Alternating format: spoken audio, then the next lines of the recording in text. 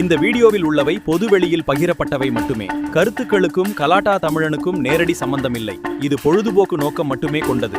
பாதிப்புகளுக்கு நாங்கள் பொறுப்பல்ல. Welcome to கலாட்டா தமிழன். நம்ம சேனலுக்கு உங்களை அன்புடன் வரவேற்கிறோம். இன்னைக்கு வீடியோ ரொம்பவே சிறப்பா இருக்க போது. முழு வீடியோவையும் பாருங்க. உங்களோட சப்போர்ட்டை எங்களுக்கு கொடுங்க. வாங்க வீடியோக்குள்ள போலாம்.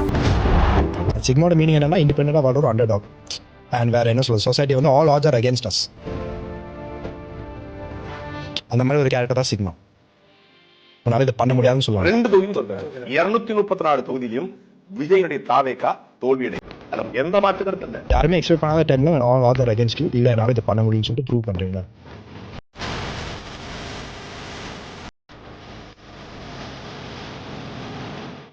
அதான் சிக்மாவோட குவாலிட்டி.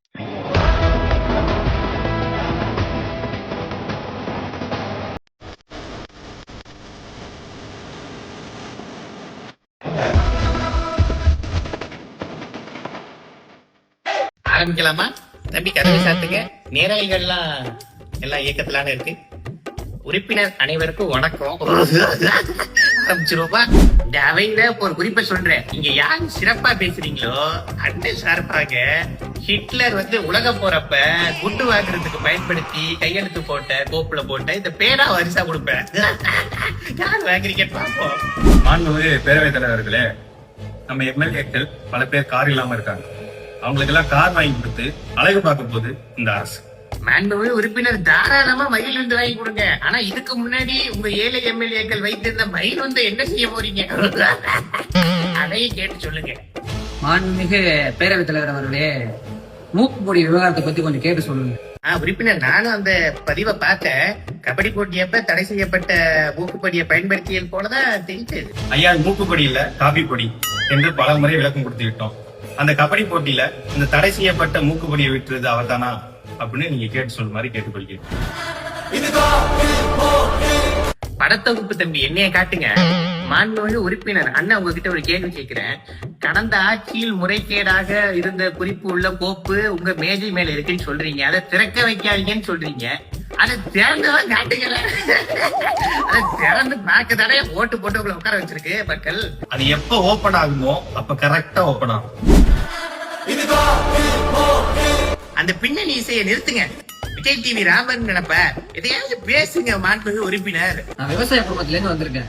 எனக்கு விவசாய கஷ்டம் என்னன்னு எனக்கு நல்லாவே தெரியும். கடந்த ஆட்சி இதே விவசாயிகளை உள்ள தூக்கி வச்சீங்களே, அதை கூட கஷ்டத்தை உணர்ந்ததுனாலதானா? ஒரு இயக்குனர் சீட் கேட்டார், நாங்கள் தரவில்லை. நானும் ஒரு இயக்குனர் தான். நான் தான் சீட்டு கேட்டு நினைச்சுக்க போறாங்க. எங்கள் பட போஸ்டரை கிழிச்சதுனால நீங்க அந்த பக்கம் உட்காந்துருக்கீங்க. அதே படத்துக்கு போஸ்ட் ஓட்டியனால தான் நீங்க இந்த பக்கம் இருக்கீங்க. எத்தனை வந்தீங்கல்ல, இப்ப பேசுங்க.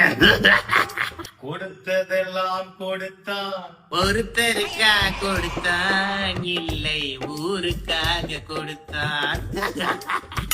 நல்லா பொழுது போகுது நீங்க வந்தா. உலக நடிப்பட சாமியோ விடுங்க.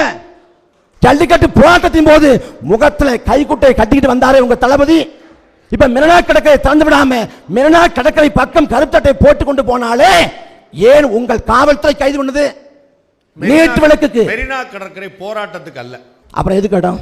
மெரினா கடற்கரை பொதுமக்கள் புழங்குவதற்கு. அப்ப மெரினா கடற்கரை பொதுமக்கள் புழங்குவதற்கு. போராடுறதுக்கு இடமோ கால வரமுறையோ கிடையாது. போராட்டத்துக்கு இடம் சென்னையில இருக்குது. சேப்பாக்க ஸ்டேடியத்துக்கு முன்னாடி போங்க, நீங்க வள்ளூர் கோட்டத்துக்கு முன்னாடி போங்க, பண்ணிக்கங்க. யாருமே இல்ல. இருக்கிறது உண்மை யார் தான்? ஓ முகத்துல மீச முளைச்சது உண்மை யார் தான்? இவன் என்ன வேணாலும் பண்ணிக்க. நாட்டுல இந்த நாட்டுல சுதந்திரம் பெற்றப்ப காந்தியும் நேதாஜியும் வெள்ளக்காரன் கொடுத்த இடத்துல தான் போராடுவேன், வெள்ளக்காரன் சொன்ன இடத்துல தான் போராடுவேன் இருந்தா நாடு விடுதலை பெற்றிருக்காது. இந்த நாட்டில் இந்திய எதிர்த்து போராட்டம் நடந்துச்சு 67 65 காலகட்டத்தில். அந்த இந்திய எதிர்ப்பு போருங்கிறது அனுமதிக்கப்பட்ட போராட்ட வடிவம் கிடையாது.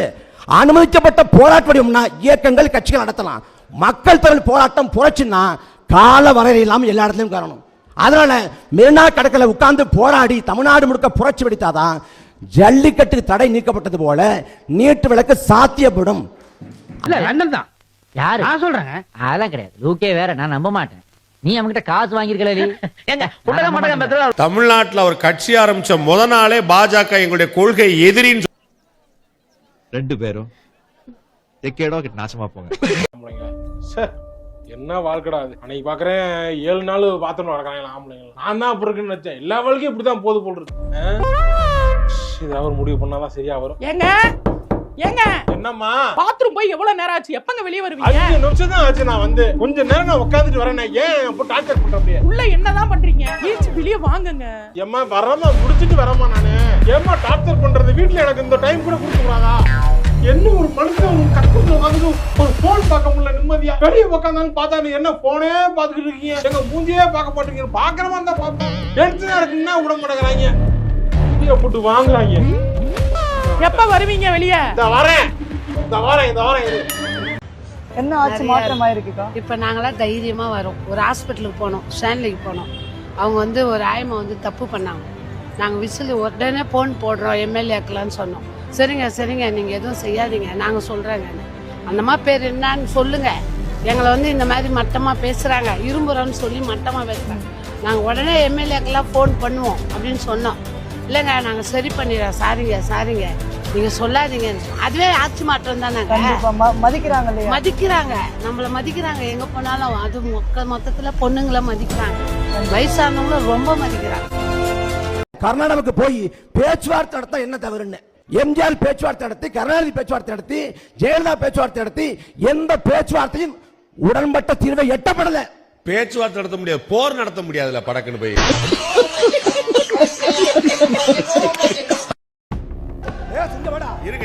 இருங்க குறுக்க பேச 3 பேர்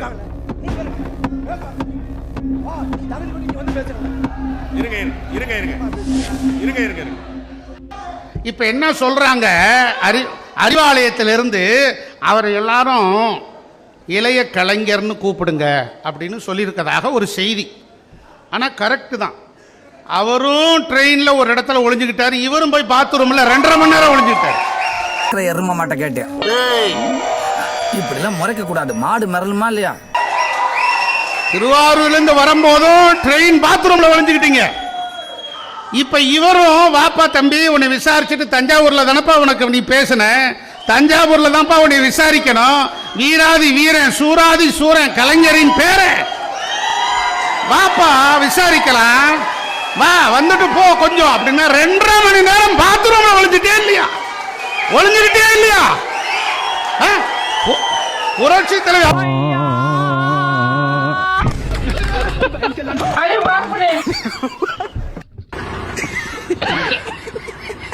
மாண்புமிகு பாத்ரூம்ல நீக்கிட்டீங்களா? மாண்புமிகு பாத்ரூம்ல 3 மணி நேரம் உட்கார்ந்து பாத்ரூம்ல 3 மணி நேரம் எவ்வளவு நேரம்? 5 நிமிஷம் ஆகுமா?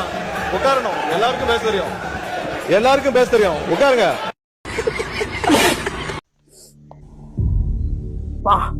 இஷ்டு போறாம பாரு, கண்ணு தெரியாது. போடா கருணாநிதி.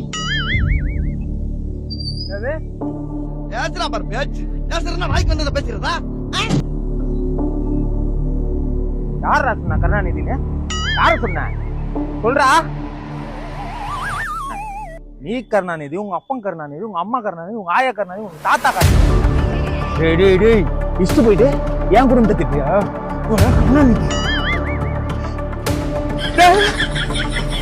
இந்த பிரச்சனையை தான் உங்ககிட்ட சொல்றேன். லைவ் பண்றதுனால என்னென்ன பிரச்சனைகள் வருது என்பதை உங்களோட கவனத்துக்கு கொண்டு வரேன். நீங்க அவை குறிப்பிட நீக்கிறேன் நீங்க நீக்கிட்டே இருக்கீங்க. ஆனா எல்லாமே அங்க வந்து ரீல்ஸாக மாற்றப்பட்டு அங்க போய் கொண்டிருக்கிறது.